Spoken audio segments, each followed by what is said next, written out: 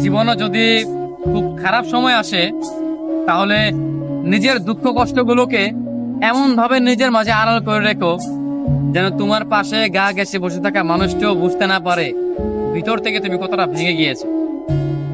কখনো যেন সে বুঝতেই না পারে তোমার ভীষণ মন খারাপ, তাহলে সে তোমার মন আরো খারাপ করে দিবে।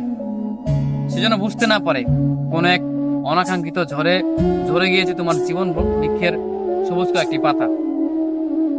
সে যেন বুঝতেই না পারে তুমি ভিতরে ভিতরে ভেঙে গিয়েছো, এটা যেন সে বুঝতেই না পারে।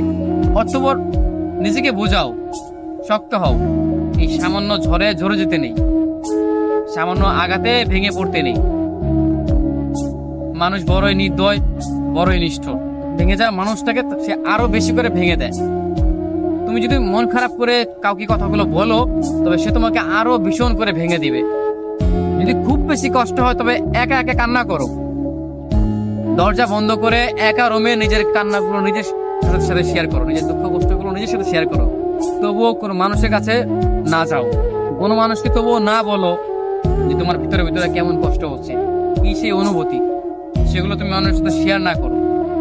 কারণ মানুষ বড়ই নির্দয়, বড়ই নিষ্ঠুর। তারা ভেঙে যাওয়া মানুষগুলোকে না বাঁচিয়ে উল্টো তারা আরো বেশি করে ভেঙে দেয়।